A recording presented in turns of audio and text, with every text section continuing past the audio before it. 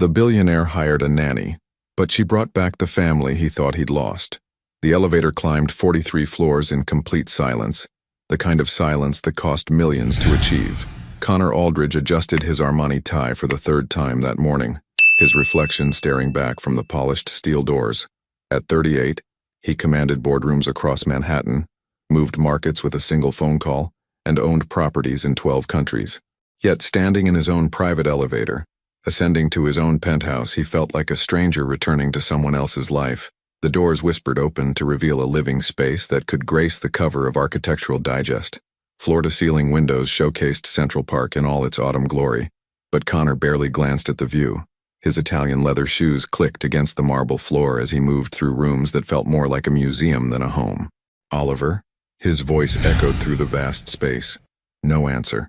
Connor loosened his tie and walked toward the kitchen, where Mrs. Pemberton, the housekeeper, was wiping down counters that already gleamed. She looked up with the expression of someone delivering bad news. "She quit, Mr. Aldridge." Connor's jaw tightened. "When?" 20 minutes after you left for the office. Said Oliver wouldn't even look at her, packed her things and walked out the service entrance. 5 babysitters in 6 weeks. Connor ran a hand through his dark hair, the same gesture he'd inherited from his father, a man who'd also struggled to balance empire building with family life. Where is he now? His room. Same as always. Connor climbed the curved staircase to the second floor, his footsteps muffled by Persian rugs that cost more than most people's cars.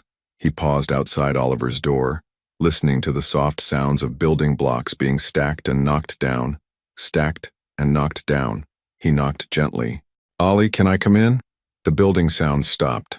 Connor entered to find his 5-year-old son sitting cross-legged on the hardwood floor, surrounded by wooden blocks arranged in perfect rows. Oliver didn't look up. His dark hair, so much like his mother's, fell across his face as he methodically placed each block with the precision of an architect. "Mrs. Pemberton told me about Miss Henderson." Oliver's small hands never paused in their work. Connor crouched down, careful not to disturb the block formations. "You know, buddy, it's okay to talk to the babysitters. They're here to take care of you." For just a moment, Oliver's hands stilled.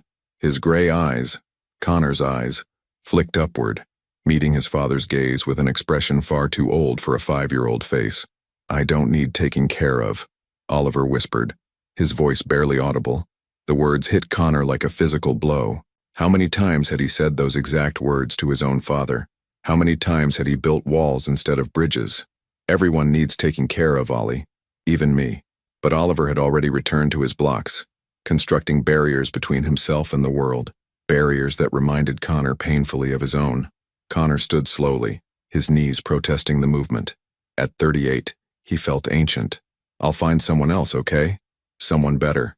As he reached the door, Oliver's small voice stopped him. "They all leave anyway." Connor's hand froze on the doorknob. In those 4 words, he heard his own childhood, his own fears, his own certainty that loving someone only meant losing them eventually. He turned back, but Oliver had already built another wall of blocks between them. Downstairs, Connor poured himself 2 fingers of 18-year-old Macallan and stared out at the city lights beginning to twinkle in the gathering dusk. His phone buzzed with messages from the office, from board members, from investors who needed his attention. The world demanded Connor Aldridge, the billionaire. But upstairs, a little boy who used to laugh at bedtime stories now built fortresses against love itself. Connor pulled up the nanny agency's contact on his phone, then hesitated. What could he tell them? That his son had been broken by loss? That Connor himself had forgotten how to be a father instead of just a provider? He was about to dial when his phone rang. Unknown number. "Connor Aldridge. Hi, I'm calling about the babysitter position. I saw it posted online and I know it's late, but..." The voice was warm, slightly nervous, completely unpracticed in talking to billionaires. "What's your name?" "Haley Jensen. I used to teach kindergarten before the school district had budget cuts. I know my resume isn't fancy, but I'm good with kids who are, well, who need a little extra patience." Connor found himself gripping the phone tighter. "Can you start tomorrow?" "Really? Don't you want to interview me first, check references?" Connor looked up at the ceiling, imagining Oliver alone in his room, building walls instead of dreams. "Ms. Jensen, how do you feel about children who don't trust easily?" There was a pause. When Haley spoke again, her voice carried something Connor hadn't heard in months. Genuine hope. I think they're usually the ones who need love the most. And for the first time in 2 years, Connor Aldridge wondered if he'd just found exactly what his broken family needed. Haley Jensen stared at her reflection in the cracked mirror of her studio apartment's tiny bathroom, wondering if she'd lost her mind. The address Connor Aldridge had given her led to a building she'd only seen in movies, the kind where doormen wore white gloves and knew the difference between old money and new. She'd spent her last $20 on a cab ride that took her through neighborhoods where her monthly rent wouldn't cover a week's groceries. "You can do this," she whispered to her reflection, smoothing down her navy blazer, the same one she'd worn to job interviews for the past 11 months. The fabric was starting to pill at the elbows, but it was clean and professional. It would have to be enough. Her phone buzzed with a text from her landlord. "Rent reminder, due in 3 days."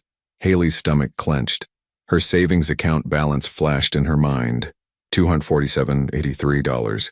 Not nearly enough for another month in this shoebox apartment, but it was home. The walls were thin enough that she could hear Mrs. Chen next door practicing piano scales every morning, and the radiator clanged like a ghost in chains.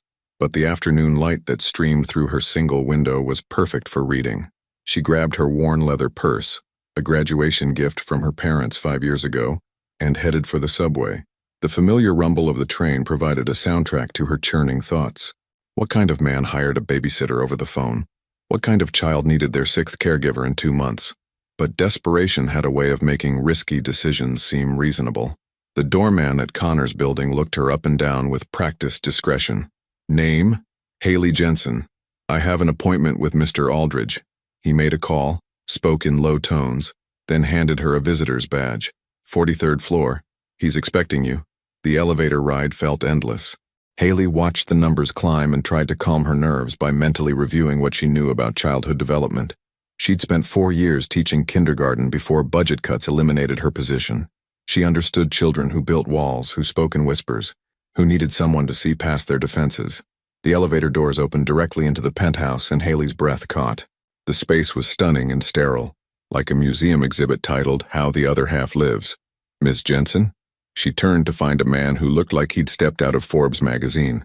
Connor Aldridge was tall, broad-shouldered, with dark hair that probably cost more to maintain than her monthly grocery budget. His gray eyes assessed her with the kind of analytical precision that built financial empires. "Thank you for coming." His handshake was firm, businesslike. "Please have a seat." Haley perched on the edge of a white leather sofa that probably cost more than her car. Connor sat across from her, and she noticed the way he kept checking his phone, the slight tension in his jaw, the coffee cup that had been refilled multiple times based on the ring stains on the glass table. "Tell me about your experience with children." "I taught kindergarten for 4 years at Lincoln Elementary in Queens. 26 kids per class, most from single-parent homes. I specialized in children who had trouble with traditional learning approaches, kids who needed someone to meet them where they were, not where the curriculum said they should be." Connor's phone buzzed. He glanced at it, typed a quick response. "Why did you leave teaching?" "Budget cuts. They eliminated 12 positions, and I was one of the newer hires." Haley kept her voice steady, though the memory still stung. "I've been substitute teaching and doing freelance tutoring since then. My son." Connor paused, and for the first time Haley saw something vulnerable flicker across his features. "Oliver is 5. He's been through a difficult period. His mother died 2 years ago, and he's become very withdrawn. The previous babysitters found him challenging." "What kind of challenging?" "He doesn't speak to strangers, doesn't participate in activities, doesn't like to be touched. The last sitter said he was emotionally unavailable." Connor's jaw tightened. She's not wrong. Haley felt her heart clench. She knew that particular kind of withdrawal, had seen it in several of her former students. Has he had any counseling? The best child psychologists money can buy. They all say the same thing. He needs time, patience, and stability. Connor's laugh was bitter. "I can provide 2 of those 3. Which one can't you provide?" The question seemed to catch Connor off guard. He studied her face as if trying to determine whether she was judging him. "Patience. I solve problems quickly, efficiently. I don't know how to just wait for someone to heal." The honesty in his admission surprised them both. Haley leaned forward slightly. "Mr. Aldridge, can I ask you something?" He nodded. "What does Oliver like? Not what he used to like, but what makes him light up now, even for a moment?" Connor was quiet for so long that Haley wondered if she'd overstepped. When he finally spoke, his voice was softer. Building things. Blocks, Legos, those magnetic tiles. He creates these elaborate structures, then knocks them down and starts over. And he loves when I read to him at night, but only if I use different voices for the characters. He's processing, Haley said gently. Building and destroying. Creating order from chaos. And the voices mean he still wants to believe in magic, even when the real world feels unsafe. Something shifted in Connor's expression. You really think you can reach him? I think Oliver is waiting for someone who won't try to fix him but will just be with him. Children don't need perfection, Mr. Aldridge. They need presence. A small voice from the hallway interrupted them. Daddy? Both adults turned to see a little boy peering around the corner, dark hair falling into gray eyes that were exact copies of his father's, but infinitely more wary. Oliver clutched a wooden dinosaur against his chest like a shield. Hey, buddy. Come meet Ms. Jensen. Oliver didn't move, but his gaze shifted to Haley. She stayed seated, making herself small and non-threatening. Hi, Oliver. I like your dinosaur. Is he a T-Rex? Oliver's grip on the toy tightened, but he nodded almost imperceptibly. I bet he's brave. T-Rexes were the kings of the dinosaurs. Haley smiled softly. I'm going to talk to your dad for a few more minutes, okay? You don't have to stay if you don't want to. To everyone's surprise, Oliver took 2 small steps into the room. Connor watched his son, really watched him, for the first time in weeks.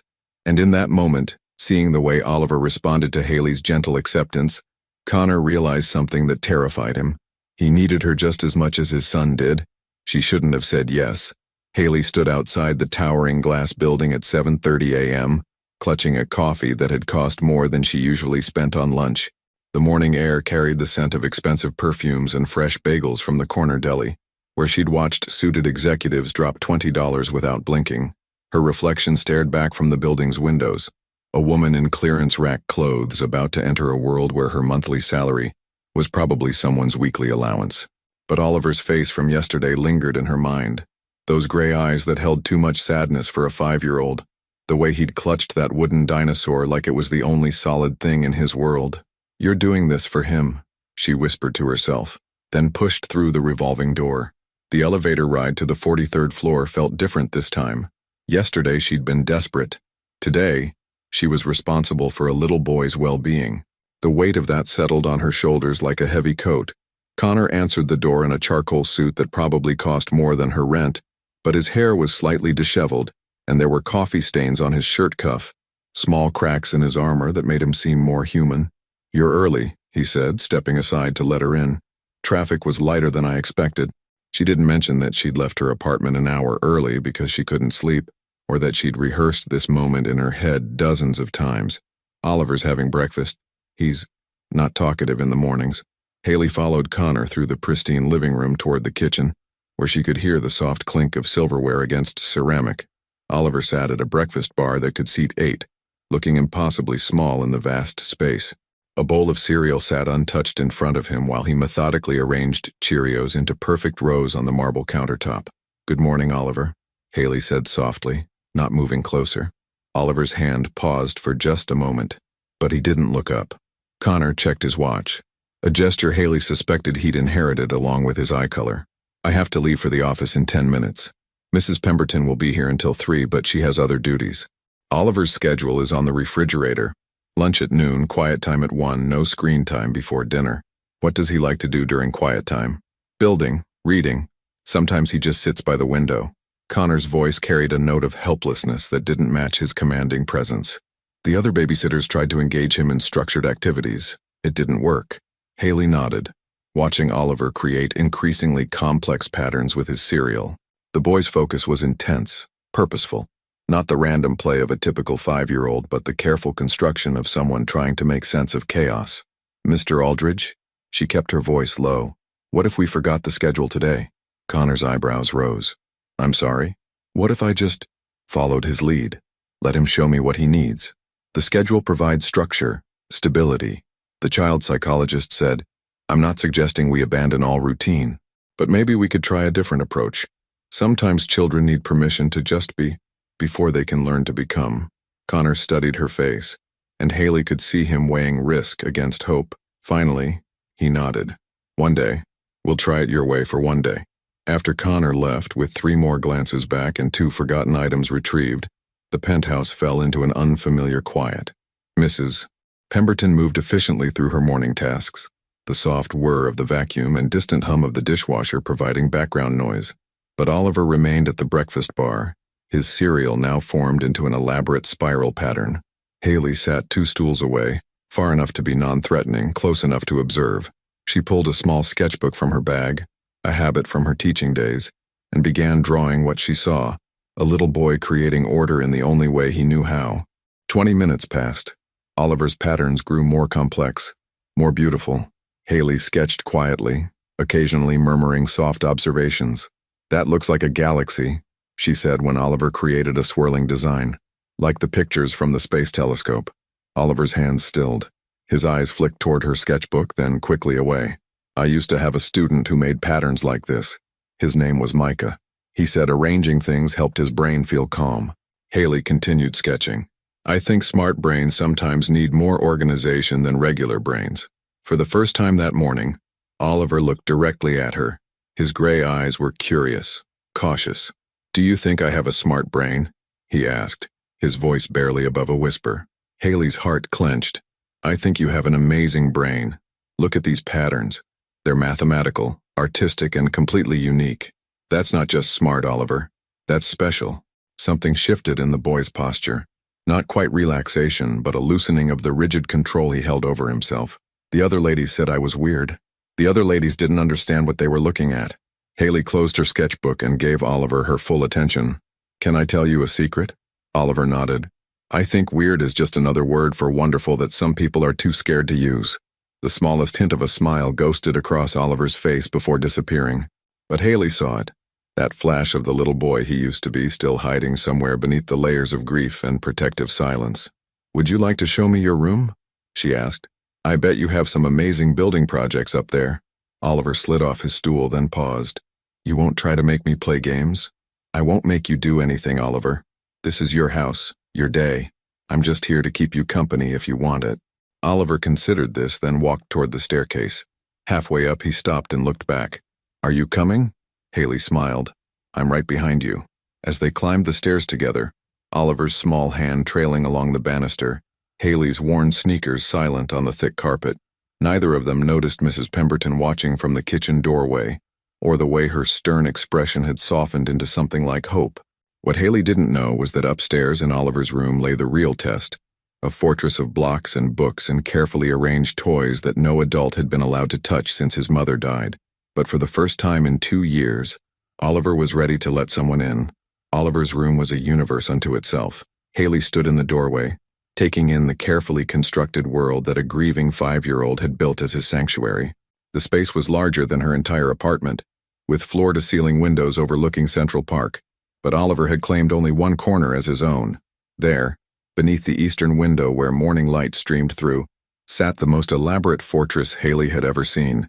Wooden blocks formed the foundation, not the random towers of typical child's play, but architectural precision that spoke of hours of planning. Lego bridges connected block towers to book stacks, creating levels and passages that seemed to follow some internal logic only Oliver understood. "This is incredible," Haley whispered, and she meant it. Oliver watched her face carefully, searching for the patronizing tone adults often used when trying to humor children. Finding none, he stepped forward, his small fingers tracing the air above his creation without actually touching it. "It's a city," he said quietly, "for people who need somewhere safe to live." The simple statement hit Haley like a physical blow. She knelt down to Oliver's eye level, studying the intricate construction. Each building had windows made from small mirrors. Each pathway was wide enough for the wooden dinosaur he still carried, and at the very center sat a larger structure that looked remarkably like a home. "Who lives in the big house?" she asked gently. Oliver's hand tightened around his dinosaur. "A family. But the mom went away and now it's just the dad and the little boy. And Rex." He held up his wooden companion. "Rex protects them. Rex is a very good protector. I can tell by the way he's built his city.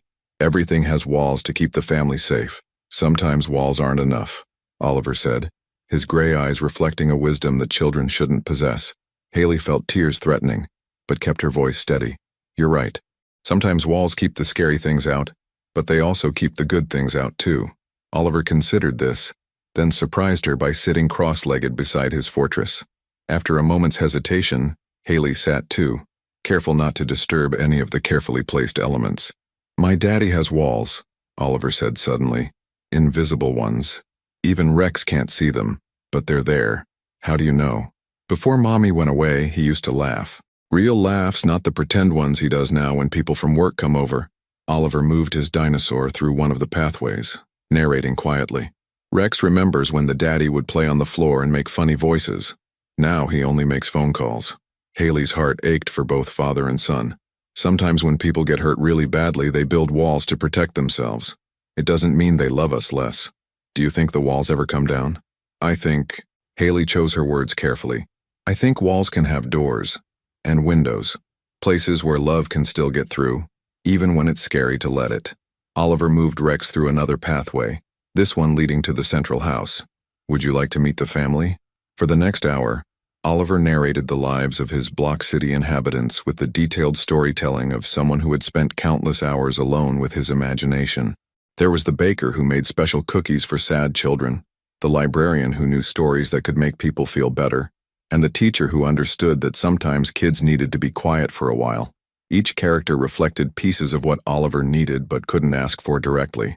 "The teacher sounds very wise," Haley said when he finished describing how she helped children who felt different. "She is. She doesn't try to fix people.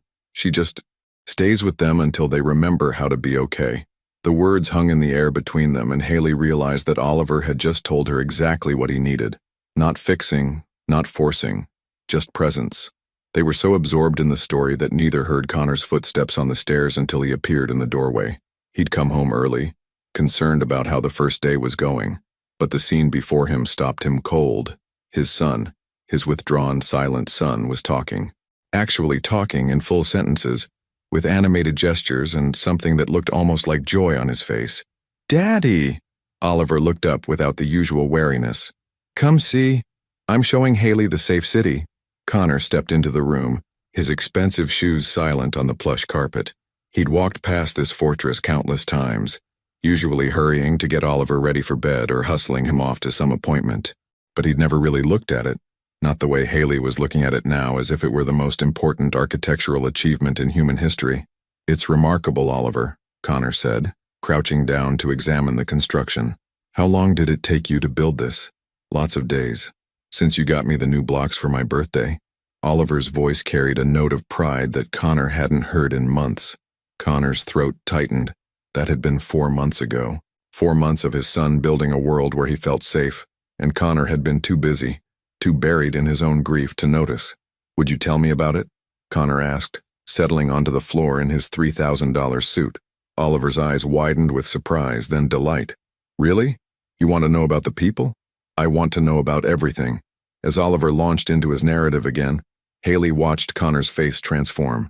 The rigid executive mask slipped away, replaced by something raw and real. A father seeing his child clearly for the first time in too long. When Oliver finished his story, Connor was quiet for a moment. Then he pointed to one of the smaller structures. "Who lives there?" "That's where people go when they're learning how to not be scared anymore," Oliver said matter-of-factly. Connor's eyes met Haley's over his son's head, and in that look was a question he couldn't voice. Could she help them both learn how to not be scared anymore? But before either could speak, Oliver's small hand tugged at his father's sleeve. "Daddy, do you think we could add a window to the big house? I think the family might be ready to see outside now." 3 weeks into their new routine, Haley discovered that miracles didn't announce themselves with trumpets and golden light. They arrived in whispered conversations over peanut butter sandwiches and crayon drawings left on kitchen counters. The morning started like most others. Connor emerged from his home office at 7:45 a.m., already on his second cup of coffee and third phone call of the day. But instead of finding Oliver silently eating cereal in perfect rows, he discovered his son and Haley sitting on the kitchen floor, surrounded by recipe cards and measuring cups. "We're making pancakes," Oliver announced, flour dusting his dark hair like snow. "Real ones. From scratch." Connor blinked, certain he'd misheard. Oliver didn't cook. Oliver didn't even like when the kitchen looked messy. Yet there he was, carefully measuring vanilla extract with the concentrated precision of a scientist. "Haley says cooking is just edible chemistry," Oliver continued. not looking up from his task. And chemistry is math you can eat. Is it now? Connor's eyes found Haley, who sat cross-legged in her jeans and flour-stained sweater, looking more at home on his kitchen floor than he'd ever felt in his own house. Oliver has very steady hands, she said, smiling as the boy added the vanilla to their bowl with careful deliberation. And an excellent understanding of fractions. Half a cup is the same as 2/4 or 4/8, Oliver said proudly. Haley taught me that numbers are everywhere, even in pancakes. Connor loosened his tie, remembering his own childhood Saturday mornings when his mother would let him help in the kitchen. Back then, before boarding school and summer camps and the gradual replacement of family time with enriching activities. How long until they're ready? He asked, surprising himself by sitting on the floor beside them. Daddy, you'll get your suit dirty, Oliver said, but he was smiling, actually smiling. I have other suits. Connor rolled up his sleeves, ignoring the voice in his head that calculated the cost of dry cleaning. What can I do to help? The next 20 minutes passed in a blur of whisked batter, sizzling griddles, and Oliver's delighted laughter when Connor attempted to flip a pancake and sent it sliding across the stovetop instead. Haley rescued the situation with the kind of easy competence that made domestic chaos look like choreography. Professional pancake flippers train for years, she said solemnly, rescuing Connor's mangled attempt. It's a very specialized skill. Like riding a bike? Oliver asked. Exactly. Except stickier. Connor watched them together. Haley's patient explanations, Oliver's eager questions, the way they moved around each other in the kitchen like they'd been doing this for years instead of weeks. When had his son become so talkative? When had the apartment started feeling less like a museum and more like a home? Mr. Aldridge? Haley's voice pulled him from his thoughts. Oliver wants to show you something he's been working on. Oliver nodded enthusiastically, wiping his hands on a dish towel that was probably worth more than most people's dinner. It's in my room. Can you come see? After we eat? Of course. Breakfast was a revelation. Oliver chattered about everything and nothing. The Cardinal family that had built a nest outside his window. The book Haley had been reading to him about a mouse who sailed paper boats. His plans to add a kitchen to his block city because families need places to make food together. Connor found himself actually tasting his food instead of mechanically consuming fuel for his next meeting. The pancakes were imperfect, slightly burned on one side, too thick in the middle, but they were made with love, and that made them better than anything his personal chef had ever prepared.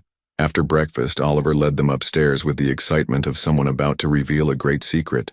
In his room, beside the now familiar fortress city, sat something new, a drawing pad filled with pictures. I've been practicing, Oliver said, suddenly shy. Haley says art is another way to tell stories. Connor knelt beside his son, carefully turning the pages. The drawings showed clear progression, from stick figures to more detailed characters, from random scribbles to purposeful scenes. There were pictures of Rex the dinosaur, of the block city, of a tall man in a suit and a woman with kind eyes reading to a little boy. This one's my favorite, Oliver said, pointing to a drawing near the end of the pad. It showed 3 figures sitting around a table covered with what looked like pancakes. They were all smiling. Even the tall figure in the business suit looked happy. At the bottom, in careful kindergarten letters, Oliver had written, "My family." Connor's throat constricted. He stared at the drawing, taking in every detail. The way Oliver had drawn Haley's hair in careful brown strokes, the oversized smile on his own stick figure face, the little dinosaur perched on the table like a family pet. It's beautiful, Oliver, he managed, his voice rougher than intended. You can have it if you want. For your office. Haley says important people need art in their offices to remember what's really important. Connor looked up at Haley, who was studiously examining the block city to give them privacy, but he could see the soft expression on her face, the way she bit her lip when she was trying not to cry. I would be honored to hang this in my office, Connor said. It might be the most important piece of art I've ever owned. Oliver beamed, then suddenly grew serious. Daddy, do you think Mommy would like that we're making new family pictures? The question hung in the air like a delicate bubble that might shatter if handled wrong. Connor felt the familiar tightness in his chest, the urge to deflect, to protect Oliver from grief by pretending it didn't exist. But then he looked at his son, really looked at him, and saw not the fragile child he'd been trying to shield, but a resilient little boy who was learning to carry love and loss together. I think, Connor said carefully, that Mommy would want us to be happy, and she would love seeing you smile again. Oliver nodded gravely, as if this confirmed something he'd been wondering about for a long time. I think so too. And I think she'd like Haley, don't you? Connor's eyes found Haley's across the room. She was still pretending to study the block construction, but her shoulders had gone very still. Yes, Connor said quietly. I think she would like Haley very much. And for the first time since his wife's death, Connor Aldridge allowed himself to imagine a future that wasn't built entirely from memories of the past. Haley knew she was falling in love with a life that wasn't hers on a Tuesday evening when Oliver fell asleep against her shoulder while she read him bedtime stories. It had become their routine.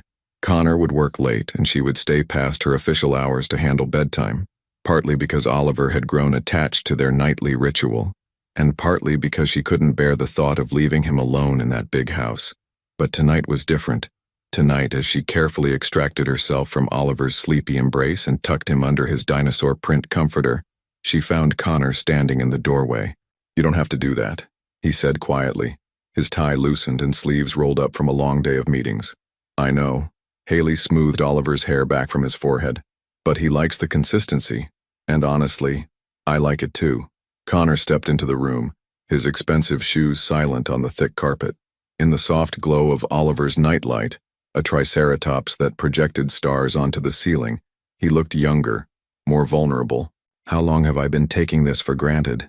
He asked, settling into the chair beside Oliver's bed. Taking what for granted? This.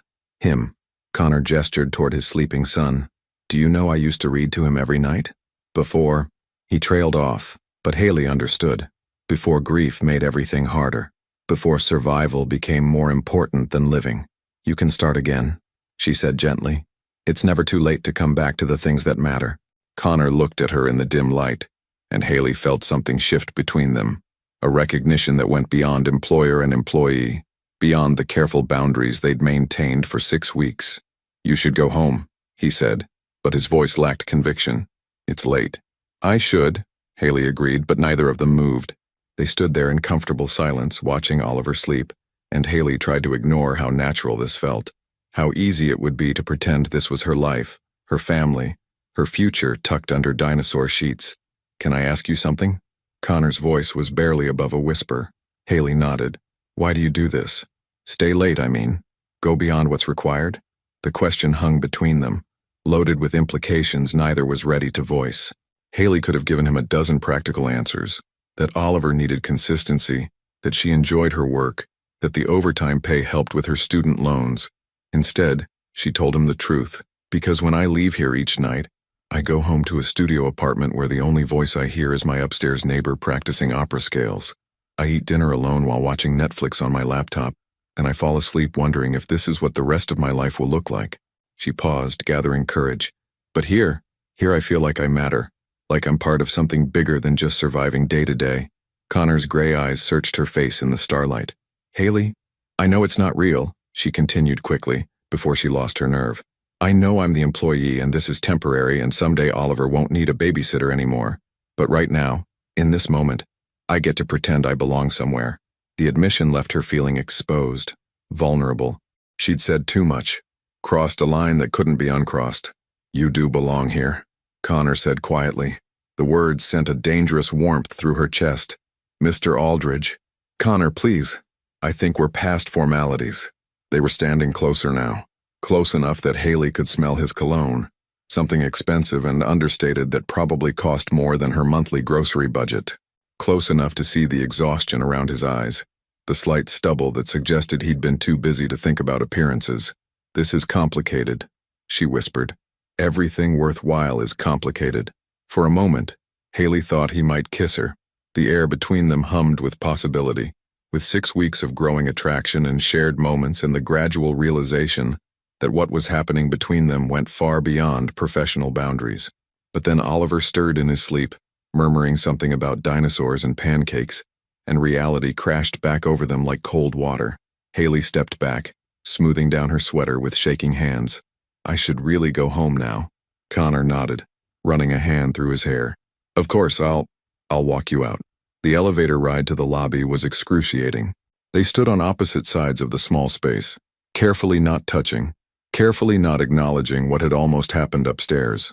The sexual tension was replaced by something more dangerous, emotional intimacy that threatened everything they'd built. "Haley," Connor said as the doors opened. "About what happened?" "Nothing happened," she said quickly. "We were just talking about Oliver, about work." But even as she said it, they both knew it was a lie. Haley walked the 6 blocks to the subway station in the cool October air, trying to clear her head. She'd been hired to care for Oliver, not to fall for his father. She'd been brought in to provide stability, not to complicate an already fragile family dynamic. Her phone buzzed with a text from her friend Kendra. "How's the nanny gig going? Still working for Mr. Mysterious Billionaire?" Haley stared at the message, unsure how to respond. How could she explain that she was falling in love with a man who could buy and sell her entire world without noticing? How could she admit that every day felt like playing house with a family that would never truly be hers? Instead, she typed back, "It's fine. Just work." But as she rode the subway home to her empty apartment, Haley couldn't shake the memory of Connor's voice saying she belonged there. Couldn't forget the way he'd looked at her in Oliver's room, like she was something precious he was afraid to touch. Back in the penthouse, Connor stood in Oliver's doorway for a long time, watching his son sleep and thinking about the woman who had brought laughter back into their home. He thought about the way Haley's eyes lit up when Oliver shared a new discovery, the way she hummed while cooking breakfast, the way she looked at them both like they were worth loving. And for the first time since his wife died, Connor Aldridge admitted to himself that he wanted something more than survival. He wanted a life. And terrifyingly, he wanted it with her. The invitation arrived on cream-colored cardstock so thick it felt like currency between Haley's fingers. "What's this?" she asked Connor, who was tying Oliver's shoes by the front door, preparing for their usual Wednesday trip to the Natural History Museum. "Company gala next Friday. Annual fundraiser for the Aldridge Foundation." Connor straightened, his expression carefully neutral. "Oliver's been asking if you could come with us. Apparently he wants to show you the dinosaur exhibit there." Oliver looked up hopefully. "They have a real T-Rex skeleton, Haley. And you said Rex would want to meet his family." Haley's heart clenched at the innocent request, but her practical mind immediately began calculating obstacles. "Oliver, that's so sweet. But galas are for people like your dad. Important people." "You're important," Oliver said with 5-year-old certainty. "You're the most important person I know." Connor's jaw tightened almost imperceptibly. "It's black tie. If you don't have anything appropriate, the company has accounts at several boutiques." "I can't let you buy me a dress," Haley interrupted, heat rising to her cheeks. The thought of Connor purchasing her clothing felt dangerously intimate, crossing yet another line in their already complicated relationship. "Then don't come as my employee," Connor said quietly. "Come as our friend." The word hung in the air between them, loaded with everything they'd been careful not to say. Friend. Such a simple word that meant so much more when spoken in Connor's low voice, when accompanied by the way his eyes lingered on her face. "Please, Haley." Oliver tugged at her sweater. "I promise I'll be brave if you're there." And just like that, Haley found herself agreeing to attend one of Manhattan's most exclusive social events in a dress she couldn't afford, pretending to belong in a world that would see through her in seconds.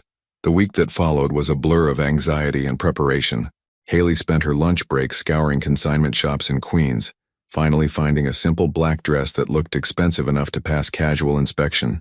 She borrowed shoes from her friend Kendra and watched YouTube tutorials on evening makeup, feeling increasingly like an imposter preparing for an elaborate con. Connor, meanwhile, seemed distant. He worked later than usual, spoke in clipped professional tones, and avoided the lingering looks that had become their dangerous habit. Haley told herself it was for the best, that the almost kiss in Oliver's room had been a mistake they were both wise to forget. But Oliver noticed the change. He grew quieter, more clingy, as if sensing the emotional tension between the adults in his life. Friday evening arrived with October's crisp promise of winter. Haley met Connor and Oliver in the lobby, her hands trembling slightly as she smoothed her dress. She'd spent an hour on her hair and makeup, but standing next to Connor in his perfectly tailored tuxedo, she felt like a child playing dress-up. "You look beautiful," Connor said, and the simple compliment nearly undid her carefully constructed composure. "Like a princess," Oliver added, resplendent in his own miniature tuxedo, complete with a bow tie that matched his father's. The gala was held at the Metropolitan Museum of Art, and arriving felt like stepping into a fairy tale. The great hall glittered with crystal chandeliers and the soft murmur of New York's elite. Women in gowns that cost more than Haley's annual salary glided past marble statues, while men in tuxedos discussed mergers over champagne that probably cost more per bottle than she made in a week. "Stay close," Connor murmured, his hand settling gently on the small of her back. The touch sent electricity through her, even as she tried to focus on Oliver, who was wide-eyed at the spectacle around them. For the first hour, everything went smoothly. Connor introduced her simply as Oliver's caregiver, and most people smiled politely before moving on to more important conversations. Oliver was charming and well-behaved, holding Haley's hand as they explored the dinosaur exhibits that had been opened especially for the event. But then came the moment Haley had been dreading. "Connor, darling," a woman with silver hair and diamonds that caught the light like captured stars approached their small group. "I haven't seen you since the Hamptons fundraiser. How are you holding up?" "Mrs. Whitmore," Connor replied with practiced politeness. "Good to see you. May I introduce Haley Jensen?" Mrs. Whitmore's keen eyes assessed Haley from head to toe with the precision of an expert appraiser. "How lovely. And how do you know our Connor?" "I work with Oliver," Haley said carefully. "Oh, you're the nanny." Mrs. Whitmore's smile turned predatory. How refreshing that Connor brought the help to such an important event. Very democratic of him. The words hit like a slap. Haley felt heat rush to her face, felt every eye in their vicinity turn toward them with barely concealed curiosity. She was suddenly painfully aware of her consignment store dress, her carefully applied drugstore makeup, the way she didn't quite belong in this glittering world. "Haley isn't the help," Oliver piped up with innocent indignation. "She's our family." The simple statement from a 5-year-old created a silence more deafening than any explosion. Mrs. Whitmore's eyebrows rose to her hairline, while other nearby conversations stuttered to a halt. "Family?" Mrs. Whitmore's voice carried just far enough for others to hear. "How interesting. I wasn't aware you'd remarried, Connor." "I haven't," Connor said tightly. "Then perhaps you should be more careful about the messages you're sending. People talk, you know. And poor little Oliver has been through enough upheaval without confusing him about boundaries." Each word was a precisely aimed dart, designed to wound while maintaining plausible deniability. Haley felt herself shrinking, felt the weight of every stare, every whispered conversation that would follow them through Manhattan's social circles. "Excuse me," she whispered, and fled toward the ladies' room. In the marble-appointed restroom, Haley stared at her reflection and tried to breathe. This was what she'd been afraid of, the moment when her two worlds collided, and she was reminded exactly where she stood in the hierarchy of Connor's life. She was fixing her lipstick with shaking hands when Connor appeared in the doorway. "This is the ladies' room," she said without turning around. "I don't care." He stepped inside, closing the door behind him. "Are you all right?" "I'm fine." But her voice betrayed her, cracking on the simple words. "Haley?" She was right. Haley finally turned to face him. "I shouldn't be here. I don't belong in your world, Connor. I'm the nanny who forgot her place." "That's not true." "Isn't it?" She gestured between them. "Look at us, really look. You're worth hundreds of millions of dollars. I clip coupons for groceries. You went to Harvard. I went to state school on student loans I'm still paying off. This," she waved her hand to encompass the gala beyond the door. "This is your real life, not pancakes in the kitchen and bedtime stories." Connor stepped closer, his gray eyes intense. "You're wrong." "Am I?" "Because in about 10 minutes you're going to give a speech to a room full of people who could buy and sell me without thinking twice. And tomorrow, I'll go back to being the employee who takes care of your son while you run an empire." "Is that really what you think?" Connor's voice was low, dangerous. "That you're just an employee to me?"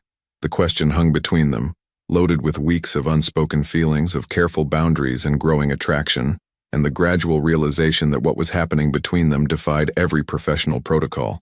"I think," Haley said carefully, "that we've both forgotten what this relationship actually is." "And what is it, Haley?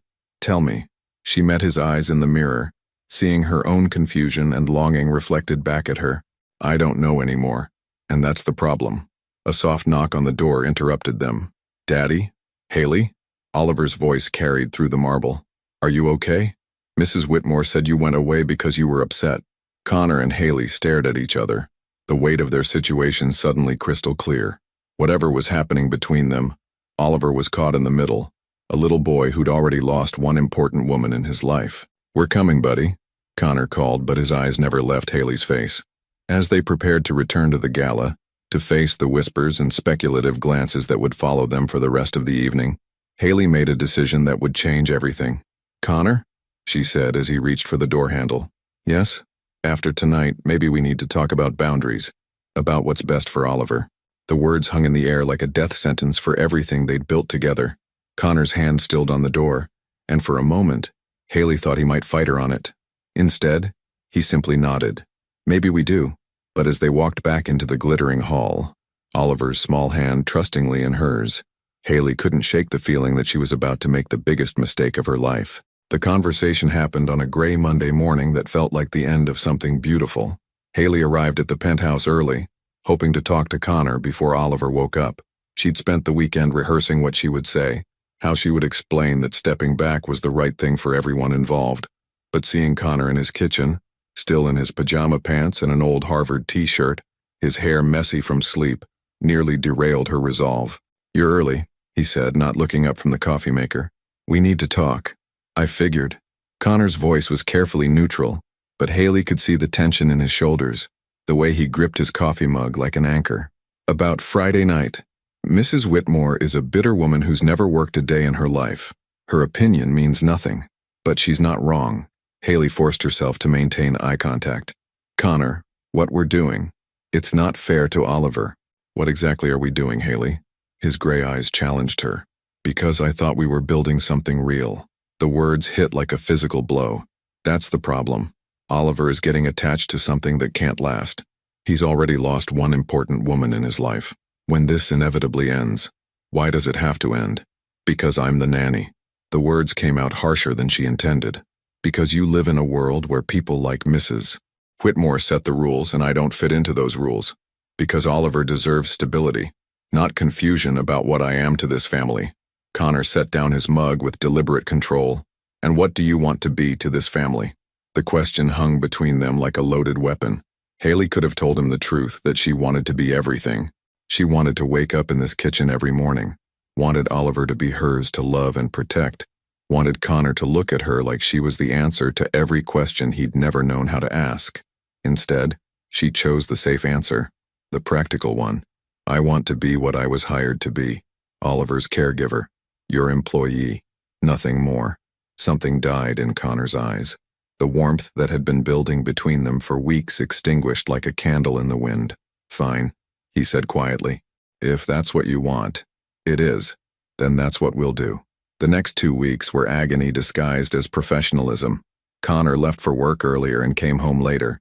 When he was in the apartment, he spoke to Haley only about Oliver's schedule, his needs, logistical details that could have been handled through text messages. The easy conversations over breakfast disappeared. The lingering looks across the kitchen island stopped. The man who had started sitting on the floor to play with his son retreated back into his home office, back into the safe distance of work and emotional walls. Oliver felt the change immediately. Why doesn't Daddy eat pancakes with us anymore? He asked Haley one Thursday morning, pushing his food around his plate without interest. Your daddy's very busy with work, sweetheart. Did I do something wrong? The question broke Haley's heart. No, Oliver, you didn't do anything wrong. Sometimes sometimes things change. But Oliver was too perceptive for such simple explanations. He grew quieter, more withdrawn. The progress they'd made over 2 months began to unravel. He stopped talking during their museum visits, stopped showing Haley new additions to his block city, stopped drawing pictures of families eating pancakes together. Haley watched it happen with growing horror, realizing that her attempt to protect Oliver from future pain was causing him immediate suffering. The breaking point came on a Friday afternoon, when Connor arrived home early to find Oliver having a complete meltdown in his room. The carefully constructed block city lay in ruins, knocked down in a fit of 5-year-old rage and confusion. Oliver sat in the middle of the destruction, sobbing with the kind of desperate grief that had no easy comfort. What happened? Connor demanded, kneeling beside his son. Everything's broken, Oliver hiccuped. Everything gets broken and people go away and nothing stays the same. Connor looked helplessly at Haley, who stood in the doorway with tears streaming down her face. For the first time in 2 weeks, their eyes met with full honesty. Oliver, Connor said gently, can you tell Daddy what's wrong? You don't like Haley anymore, Oliver accused through his tears. You used to smile when she made pancakes and now you just leave. And she's sad all the time even when she pretends she's not. And I think she's going to go away like Mommy did. The words hit both adults like physical blows. Connor gathered his sobbing son into his arms, and over Oliver's dark head his eyes met Haley's again. "Is that what you think, buddy? That Haley is going away?" Oliver nodded against his father's chest. "Everyone goes away when people stop being happy." Connor closed his eyes, and when he opened them, Haley saw a decision forming in their gray depths. "Oliver, look at me." Connor gently turned his son's face toward his. "Haley isn't going anywhere. And even if grown-ups sometimes have complicated feelings, that doesn't mean anyone is leaving. Do you understand? Promise?" Connor's eyes found Haley's. Promise. But Haley knew promises weren't enough to fix what they'd broken. After Oliver was calmed and settled with a movie in the living room, Connor found Haley in the kitchen, mechanically wiping down counters that were already clean. "We can't keep doing this," he said without preamble. "I know. Oliver is falling apart. You're miserable. He ran a hand through his hair. "I haven't been this unhappy since Anna died." Anna. It was the first time Connor had spoken his late wife's name in Haley's presence, and the sound of it hung in the air like a ghost. "Connor, no, let me finish." He stepped closer, close enough that she could smell his cologne, see the exhaustion around his eyes. "I've been thinking about what you said, about boundaries, about what's best for Oliver. And you're right. This situation is complicated. But you know what's not complicated." Haley shook her head. "The fact that Oliver loves you. The fact that you've brought life back into this house. The fact that for the first time in 2 years, I wake up looking forward to something other than just getting through another day. But Mrs. Whitmore doesn't live here. She doesn't see Oliver smile when you read to him, or watch him build cities where families can be safe together. She doesn't know that you've given us back something I thought we'd lost forever." "What's that?" "Hope." The word hung between them, simple and profound. Haley felt her carefully constructed walls beginning to crumble. "I'm scared," she whispered. "Of what?" "Of wanting this too much. Of believing it could work and being wrong. Of hurting Oliver if it doesn't last." Connor stepped closer still, until she could feel the warmth radiating from his body. "What if it does last? What if we stop being afraid and start being brave?" Before Haley could respond, small footsteps echoed in the hallway. Oliver appeared in the kitchen doorway, his dinosaur clutched against his chest, his eyes still red from crying. "Are you fighting?" he asked in a small voice. "No, buddy," Connor said gently. "We're talking about important things. Are you going to be happy again? All of us together?" Connor looked at Haley, and in his eyes she saw everything she'd been too afraid to hope for. Love, family, a future built on more than just survival. "Would you like that, Oliver?" Haley asked. "For all of us to be happy together?" Oliver nodded vigorously. "More than anything, even more than a real dinosaur." Despite everything, Haley laughed. "That's pretty serious." "The most serious," Oliver confirmed solemnly. Connor reached out, taking Haley's hand in his. "So what do you say? Are you willing to stop being just the nanny and start being something more?" Haley looked down at their joined hands, then at Oliver's hopeful face, then back at Connor's gray eyes that held a future she'd never dared to imagine. "I don't know how to do this," she admitted. "Neither do I," Connor said. "But I think we can figure it out together." And for the first time in 2 weeks, Haley allowed herself to hope that maybe, sometimes, the most beautiful things grew from the most complicated places. The photograph arrived on a Tuesday morning, slipped under Connor's office door by an assistant who disappeared before he could ask questions. It showed him, Haley and Oliver at the museum gala, the moment when Oliver had proudly declared Haley was family. The image captured Connor's protective stance, Haley's gentle smile at something Oliver was saying, and the way they stood together like they belonged to each other. Across the photo, someone had written in red ink, "How touching, a concerned friend." Connor stared at the image for a long moment, then deliberately placed it in his desk drawer. 6 weeks ago, this kind of anonymous threat would have sent him into damage control mode. Today he found he simply didn't care what Manhattan's gossip machine had to say about his life. What mattered was waiting for him at home. The past month had been a revelation. After their kitchen conversation and Oliver's emotional breakthrough, they'd begun the delicate process of redefining their relationship. Connor had been terrified that moving beyond employer-employee would somehow break the magic they'd created, but instead, honesty had made everything more real. Haley still arrived each morning to care for Oliver, but now Connor lingered over breakfast, contributing to conversations about everything from dinosaur extinction theories to whether pancakes qualified as acceptable dinner food. She still tucked Oliver into bed each evening, But now Connor joined them for stories, adding his own dramatic interpretations that made his son dissolve into giggles. And slowly, carefully, they'd begun exploring what it meant to be something more than professional colleagues. "Daddy," Oliver's voice echoed through the penthouse as Connor walked through the front door that evening. "Come see what we built." Connor found them in the living room, where Oliver's block city had expanded beyond his bedroom to encompass the entire coffee table. But this wasn't the fortress-like construction of before. This new creation was open, welcoming, with bridges connecting different sections, and what looked like a park in the center. "It's our new city," Oliver explained, carefully moving his dinosaur through the streets. "See? This is where families live, and this is where people work, and this is where everyone goes to have fun together. And this?" Connor pointed to a large building at the city's heart. "That's the family house," Haley said, settling beside them on the floor. Oliver decided it needed to be big enough for everyone who belongs there. Connor knelt down, studying his son's creation. "It's beautiful, Oliver. Tell me about the families who live here." "Well," Oliver began with the serious tone he used for important explanations, "there's the family with the mom and dad and little girl who loves dinosaurs, and the family with just a dad and his 2 boys who build spaceships. And there's the family with a dad and a son and a lady who used to be the babysitter, but now she's just part of the family because they love each other." The simple statement hit Connor like a revelation. Oliver had processed their evolving relationship with the clear logic of childhood. Love made you family, and family was whoever belonged together. "That sounds like a very happy city," Connor said carefully. "It is. Everyone there knows that families can look different but still be real." Haley's eyes met Connor's over Oliver's head, and he saw his own emotions reflected there. Wonder, gratitude, and something deeper that neither of them had found the courage to name yet. Later that evening, after Oliver was asleep and his city remained carefully preserved on the coffee table, Connor found Haley in the kitchen washing dishes that Mrs. Pemberton had already cleaned twice.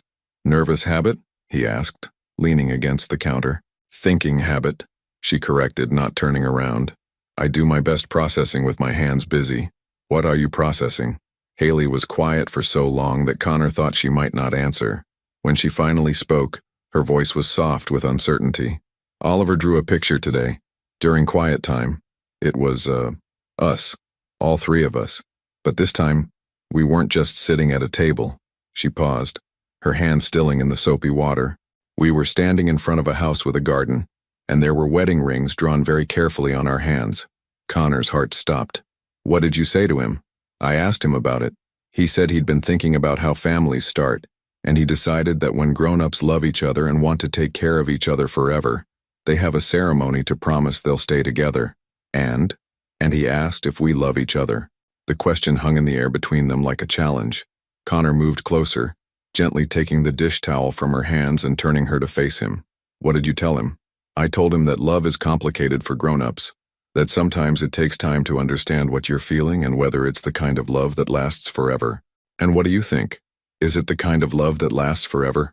Haley's blue eyes searched his face, and Connor could see her wrestling with hope and fear in equal measure. "I think," she said slowly, "that I've never felt anything like this before. I think that when I imagine my future now, you and Oliver are in every single picture. I think that somewhere along the way, taking care of you both stopped being my job and started being my choice. But I'm still terrified that I'm not enough, that someday you'll realize you could have someone who belongs in your world naturally, someone who doesn't have to learn how to navigate charity galas and society pages."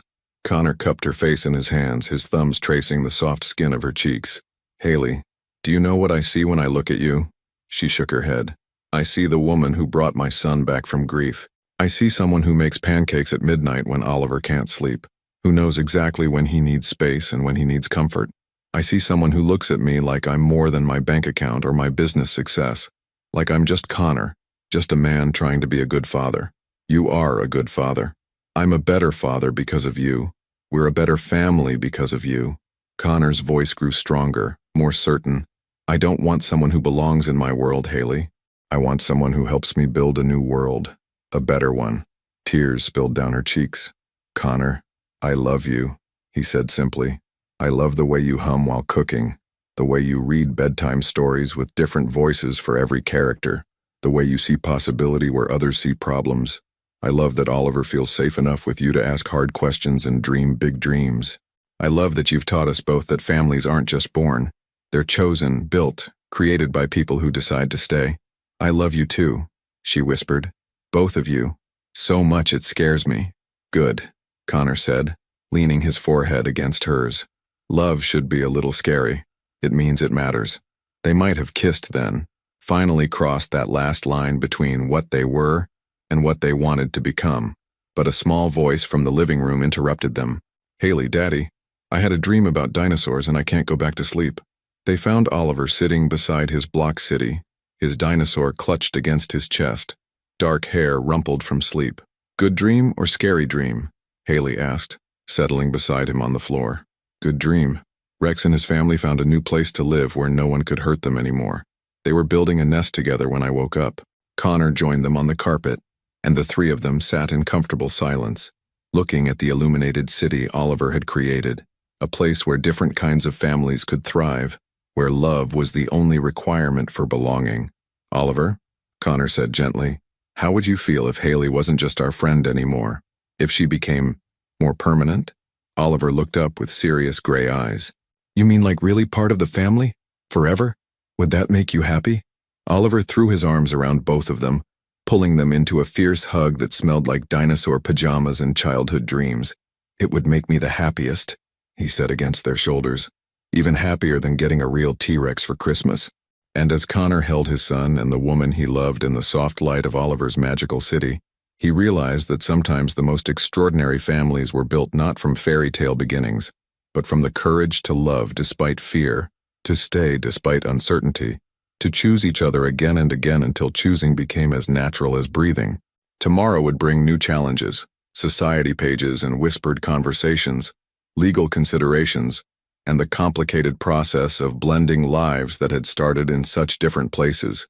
But tonight, they were simply a family, building something beautiful from the ruins of grief and the hope that love could indeed conquer all. The morning everything changed, started with Oliver burning toast, and Haley teaching him that even mistakes could become something beautiful. See? She said, scraping the blackened bread into the sink while Oliver watched with fascination. Now we get to try again.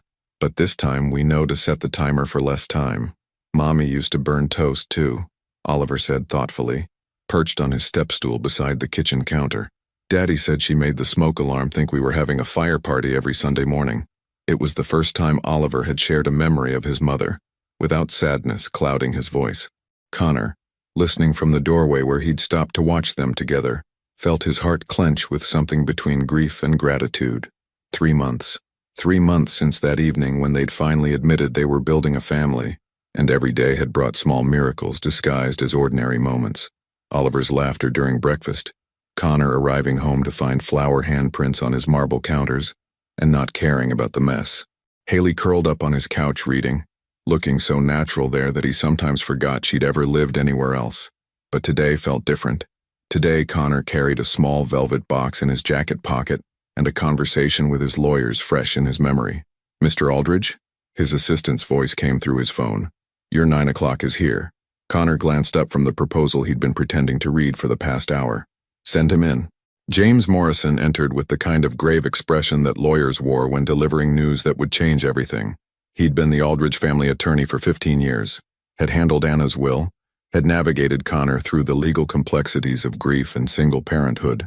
You wanted to discuss adoption procedures, James said without preamble, settling into the leather chair across from Connor's desk. Yes. Hypothetically speaking, if I were to remarry, what would be involved in having my new wife adopt Oliver? Hypothetically? James's eyebrows rose. Connor, if this is about the Jensen woman, it is. Then you should know there's been talk. The photograph from the gala has made rounds in certain circles. Some of the foundation board members have expressed concerns. Connor's jaw tightened. What kind of concerns? The kind that question whether a former nanny is appropriate for someone in your position, whether it sends the right message about the Aldridge name, the foundation's reputation. And what message would that be exactly? James shifted uncomfortably. That you've lost perspective, that grief has clouded your judgment, that you're confusing gratitude with love. I see. Connor stood, walking to the floor-to-ceiling windows that overlooked Manhattan. And what would these board members suggest I do? Find someone more suitable, someone with the right background, education, social connections, someone who understands the responsibilities that come with your name. Connor was quiet for a long moment, watching the city pulse with life 43 floors below. When he spoke, his voice was deadly calm. James, I want you to prepare adoption papers for Haley Jensen. I want them ready within the week. Connor, I strongly advise. I'm not asking for advice, I'm giving you instructions. And if the board pushes back? If there are consequences for the foundation? Connor turned back to face his lawyer, and James was struck by the steel in his gray eyes, the same determination that had built a financial empire from nothing. Then they'll learn that some things matter more than reputation, and anyone who doesn't understand that doesn't belong on my board. James nodded slowly, recognizing the futility of arguing with Connor Aldridge when his mind was made up. I'll have the papers ready by Friday. After James left, Connor sat alone in his office, staring at the small velvet box that held his grandmother's engagement ring, a simple solitaire that had witnessed 60 years of marriage built on love rather than social expectation. His phone buzzed with a text from Haley. Oliver lost a tooth at lunch. He's very excited about the tooth fairy's first visit. Also, he may have convinced me to make chocolate chip pancakes for dinner. Sorry, not sorry. Connor smiled, pocketing his phone and the ring box. Whatever consequences came from choosing love over convention, he was ready to face them. But at home, a different kind of crisis was unfolding. Connor found Haley pacing the living room while Oliver sat on the couch, his small face streaked with tears, and his hands clutched around a letter that looked official and intimidating. What's wrong? Connor asked, immediately moving to Oliver's side. Tell him, sweetheart, Haley said gently. Show Daddy what came in the mail. Oliver handed over the letter with trembling fingers. Connor's blood ran cold as he read the letterhead.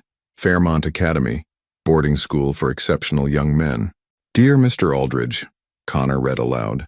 We are pleased to inform you that Oliver has been accepted for immediate enrollment in our winter semester program. As discussed, this placement will provide the structured environment and educational excellence that a child of his background requires. Connor's voice trailed off. He'd never applied to boarding school for Oliver. He'd never even considered it. I don't want to go away to school, Oliver whispered. I want to stay here with you and Haley. I want to keep building our city and making pancakes and reading stories together. You're not going anywhere, Connor said firmly, but his mind was racing. Who had submitted this application? Who had the authority to... His phone rang. The caller ID made his stomach drop. Board chairman. Aldridge Foundation. Daddy? Oliver's voice was small, scared. Do I have to go? No, Connor said, answering his phone with one hand while pulling his son close with the other. Oliver, you're not going anywhere, I promise. Connor, came the smooth voice of Richard Westbrook, chairman of the foundation board and old friend of Connor's father. I trust you received our little gift to young Oliver. What the hell do you think you're doing, Richard? Cleaning up a mess before it becomes a scandal. That woman has obviously compromised your judgment. Oliver needs proper guidance, proper education, proper influences. Fairmont Academy will provide all of that. Oliver is 5 years old. He's not going to boarding school. Connor, be reasonable. The boy has been through trauma. He's become too attached to an inappropriate caregiver. Distance will help him adjust to reality. Reality? Connor's voice was dangerously quiet. The reality is that Oliver is happier now than he's been since his mother died. The reality is that Haley has given us back our family. A family. Connor, she's the help. A former teacher who happened to be available when you needed childcare. Don't mistake convenience for love. Connor looked at Haley, who was kneeling beside Oliver, gently explaining that no one could take him away from his daddy. He saw the way she smoothed his hair, the way Oliver leaned into her touch with complete trust, the way she looked at both of them like they were the most precious things in her world. Richard, Connor said, his voice steady, despite the fury building in his chest. I'm going to say this once. Oliver is my son. His care, his education, his future. Those are my decisions to make. Not yours, not the board's. Mine. And if the board disagrees, if we decide your judgment is too compromised to continue leading the foundation, then you'll have my resignation on your desk Monday morning. The silence on the other end was deafening. Connor could practically hear Richard recalculating, realizing that Connor Aldridge without the Aldridge Foundation was still a billionaire who could destroy careers with a phone call. Connor, you're being rash. I'm being a father, and a man who's finally learned the difference between what matters and what looks good in the society pages. Connor hung up, and immediately pulled Oliver into his arms. "Buddy, look at me. You are never, ever going to boarding school unless you want to. This is your home. Haley and I are your family. No one gets to change that but us. Promise?" Oliver's voice was muffled against Connor's chest. "I promise. Even if important people say you have to?" Connor looked at Haley over Oliver's head, seeing his own determination reflected in her blue eyes. Especially then. That evening, after Oliver was finally settled into sleep, clutching his dinosaur and a promise that he'd wake up in his own bed, in his own home with his own family, Connor found Haley standing by the living room windows, looking out at the city lights. "Penny, for your thoughts," he said, joining her at the window. "I'm thinking that Mrs. Whitmore was right about one thing. People do talk, and talk has consequences. Are you having second thoughts?" Haley turned to face him, and Connor was struck by the strength in her expression. Not the fragile uncertainty of their early days, but the quiet courage of someone who'd found something worth fighting for. "No," she said simply. "I'm having first thoughts about everything. About what kind of life I want, what kind of family we're building, what kind of love is worth the risk." Connor reached into his jacket pocket, his fingers finding the small velvet box that suddenly felt like it weighed 1,000 pounds. "Haley," he said, his voice rougher than intended, "I have something to ask you." "Connor, I know this is complicated. I know people will have opinions about us, about whether we make sense on paper. I know there will be consequences and challenges and probably more phone calls from lawyers and board members who think they know what's best for my family." He pulled out the ring box, and Haley's breath caught. "But I also know that Oliver calls you his family. I know that you've taught us both how to live again instead of just survive. I know that when I imagine the rest of my life, you're in every single moment I actually want to experience."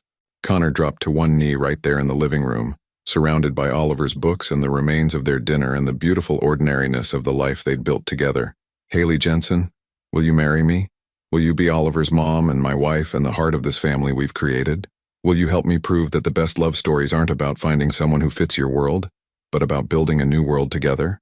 Haley looked down at him, this man who'd risked everything for love, who'd chosen them over reputation and convention and the safe distance of grief. "Yes," she whispered, then louder.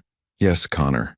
Yes to all of it," as he slipped his grandmother's ring onto her finger, as she pulled him to his feet and kissed him with 3 months of accumulated love and hope. Neither of them heard the soft patter of small feet in the hallway. Oliver stood in his dinosaur pajamas watching his family choose each other, with the satisfied expression of someone whose deepest wishes were finally coming true. Tomorrow would bring new challenges. There would be adoption papers to sign, board meetings to navigate, society pages to ignore. There would be the beautiful, difficult work of blending 2 very different backgrounds into one seamless family.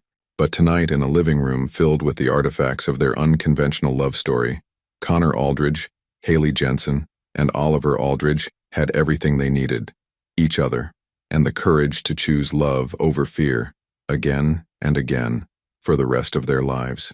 Or 2 years later, the Saturday morning sun streamed through the kitchen windows of their new home in Westchester, painting golden squares across hardwood floors that bore the beautiful scars of family life. Crayon marks at child height, scuff marks from dinosaur races, and the faint ring stains from countless cups of coffee shared over early morning conversations. Haley Aldridge, she still felt a thrill when she saw her new name on mail, stood at the stove making pancakes while Oliver, now 7 and gap-toothed, sat at the kitchen island explaining quantum physics to his baby sister. "See, Lily, atoms are like tiny building blocks," Oliver said seriously, holding up a wooden block from his ever-expanding collection. "And everything in the whole universe is made from them, even pancakes." Lily Aldridge, 8 months old and unimpressed by scientific lectures, responded by banging her sippy cup against her high chair and babbling what might have been more banana, or possibly quantum entanglement. With this family, either was equally likely. "Very good, Professor Oliver," Connor said, appearing in the doorway still rumpled from sleep, his hair sticking up at angles that defied his usual corporate precision. "But I think Lily might be more interested in actually eating the atoms than learning about them." He dropped a kiss on Haley's shoulder, then Oliver's head, then scooped up Lily for the kind of snuggle that made her squeal with delight. The simple domesticity of the moment still had the power to take Haley's breath away, not because it was perfect, but because it was theirs. The house itself was a compromise between Connor's need for security and space, and Haley's desire for something that felt like a home rather than a museum. They'd found this colonial in Westchester with its sprawling backyard, tire swing, and kitchen big enough for family breakfast chaos. Oliver had his own playroom for his increasingly sophisticated building projects, and Connor had converted the barn into an office where he could work from home 3 days a week. "Daddy," Oliver said around a mouthful of pancakes, "can we work on the treehouse today? I figured out how to make the pulley system for bringing supplies up." "After we finish your homework, engineer," Connor replied, settling Lily back into her high chair. "And after we visit the farmer's market. Haley wants to get ingredients for tonight's dinner." Tonight. Haley felt familiar butterflies in her stomach. Tonight, Connor's parents were coming for dinner, a monthly tradition that had started awkward and stilted but had evolved into something approaching genuine affection. Margaret and William Aldridge had taken time to warm up to their son's unconventional choice of wife, but Oliver and Lily had worn down their resistance with the ruthless efficiency of grandchildren who needed spoiling. "Are Grandma and Grandpa bringing the photo albums again?" Oliver asked hopefully. "I want to show them the picture I drew of our family tree." "Probably," Haley said, flipping pancakes with the practiced ease of someone who'd made thousands of weekend breakfasts. "Your grandma loves showing us embarrassing pictures of your daddy when he was little." "I was never embarrassing," Connor protested with mock dignity. "I was merely serious about my studies." "Daddy, you wore a tie to kindergarten," Oliver pointed out with 7-year-old logic. "That's embarrassing." "It was a clip-on tie. Completely practical." Haley laughed, the sound mixing with Lily's babbling and Oliver's giggles to create the symphony that had become the soundtrack of their life.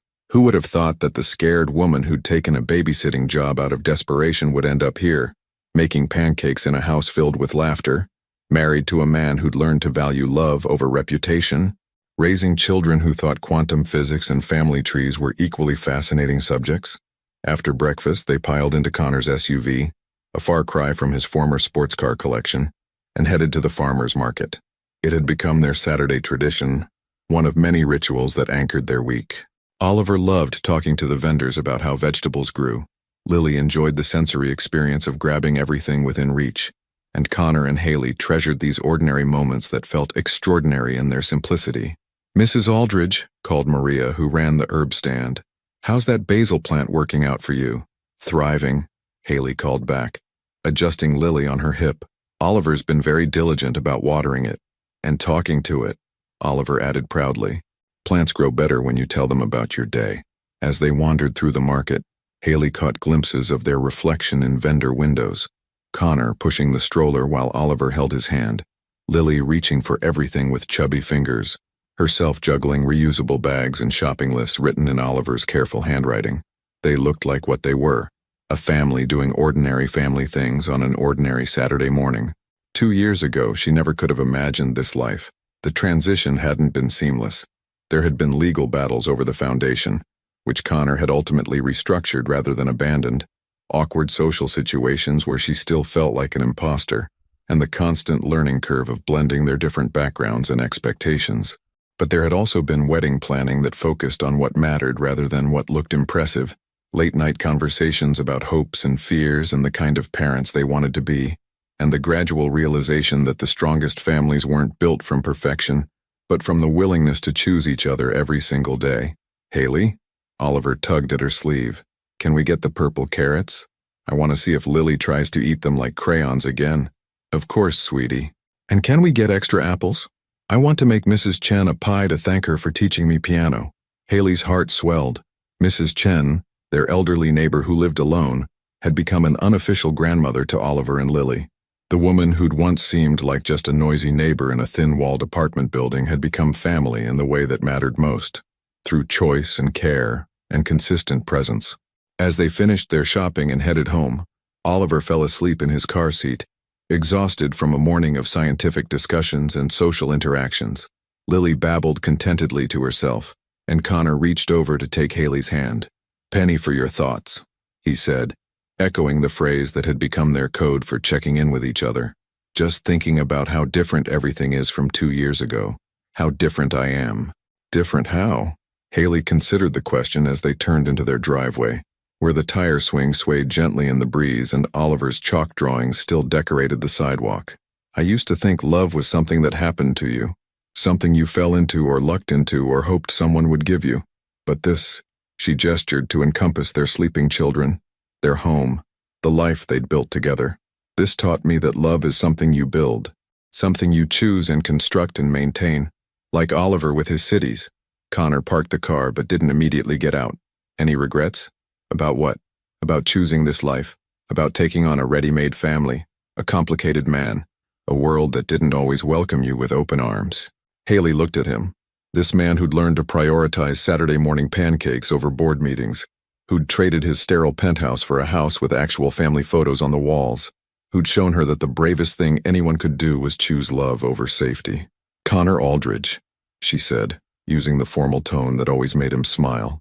Ask me that question again in 50 years, and see if my answer changes.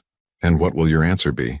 That loving you and Oliver and Lily and this beautiful, complicated, imperfect life we've created together is the best decision I've ever made, and that I'd make it again, every single day for the rest of my life. That evening, as Margaret and William Aldridge sat around their dinner table sharing stories and spoiling their grandchildren, as Oliver showed off his latest architectural achievement, and Lily charmed everyone by saying what might have been her first word, dada, or possibly data, again with this family, either seemed plausible, Haley felt the deep contentment that came from knowing she was exactly where she belonged. Later, after the grandparents had gone home and the children were asleep and the dishes were done, Connor found Haley in Oliver's room, straightening the covers around their sleeping son. He's getting so big, she whispered, smoothing back dark hair that was increasingly looking like Connor's. He asked me yesterday if you'd always been his mom, Connor said quietly. I told him yes, in all the ways that matter. They stood together in the doorway, watching Oliver sleep peacefully, surrounded by the elaborate block city that now took up most of his room, a sprawling metropolis where families of all shapes and sizes lived happily, where dinosaurs and humans coexisted, where love was the only requirement for citizenship. You know what I realized today? Haley said as they headed toward their own bedroom. What's that? We never did figure out whether that first pancake breakfast was a job interview or a first date. Connor laughed, pulling her close as they walked down the hall past family photos that documented their journey from strangers to soulmates. Does it matter? No, Haley said, settling into his arms in the bedroom they decorated together with furniture that mixed his expensive taste with her practical comfort. I think maybe the best love stories don't have clear beginnings. They just have beautiful middles that stretch on forever. Outside their window, the treehouse Oliver and Connor were building together stood half-finished against the old oak, waiting for tomorrow's work. In the nursery down the hall, Lily slept surrounded by toys chosen by a big brother who'd already started teaching her about the wonders of engineering and quantum physics, and the importance of always saying please and thank you. And in their bed, Connor and Haley held each other close, two people who'd started as strangers brought together by circumstance, and had chosen to build something permanent from the temporary arrangement of employer and employee. Love, they'd learned, wasn't about finding someone who completed you. It was about finding someone who inspired you to become complete yourself, and then choosing to build a life together that was bigger and better and more beautiful than anything either of you could have imagined alone. Sometimes the most extraordinary families began with the most ordinary classified ad, babysitter wanted. And sometimes, if you were very lucky and very brave, what started as a job became a calling. What began as necessity became choice, and what felt like the end of one story revealed itself to be the beginning of the greatest love story you'd never dared to dream. The end. What would you have done in Haley's place? Would you have had the courage to love a family that seemed impossible to reach, to fight for a life that society said you didn't deserve, to believe that sometimes the most broken hearts create the most beautiful love stories? Your participation in our channel is very important. Please leave your opinion in the comments. Thank you for watching. If you enjoyed the story, please subscribe to our channel and leave a comment below letting us know what you thought. Your feedback and support mean a lot to us. Stay tuned for more exciting stories.